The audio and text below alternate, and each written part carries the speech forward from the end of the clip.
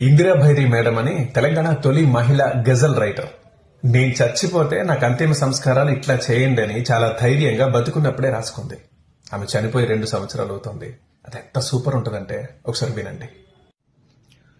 నేను పోయినప్పుడు వస్త్రానికి బదులుగా ఓ కాగితాన్ని కప్పండి. కవిత రాసుకుంటాను.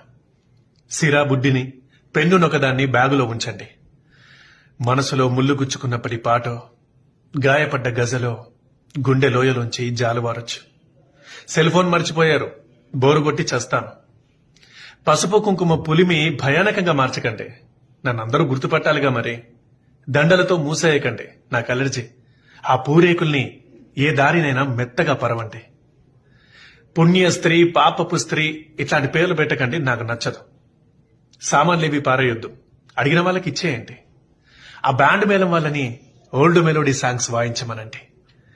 డాన్సులాడి లేట్ చేయకండి. టైం అంటే టైమే, అంతే. మంగళవారమో అమంగళవారమో పాడెకు కోడిపిల్లను కట్టి హింసించకండి. బడికి కబురు పెట్టండి. నేను బతికిన క్షణాల్ని తలుచుకుని వాళ్ళు సెలవిచ్చుకుంటారు.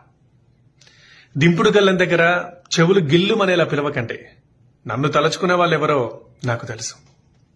డబ్బులకు ఇబ్బంది అక్కర్లేదు, పక్క వాళ్ళ కొట్లో ఖాతా ఉంది. అన్ని రోజులు ఇక్కడే ఉండండి.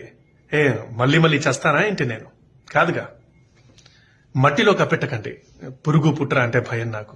కాకపోతే కాస్త చూసి తగలబెట్టండి, చుట్టుపక్కల మొక్కలుంటాయేమో. గంధపు చెక్కలతో కాలడం కన్నా జ్ఞాపకమై పరిమళించడమే ఎక్కువ నాకు. పనిలో పనిగా నా నవ్వులు కన్నీళ్లు ఆవరైపోతున్న కాష్టం దగ్గర కవి సమ్మేళనం పెట్టండి. నేను ఉన్నట్టుంటుంది, తనివి తీరా విన్నట్టు ఉంటుంది.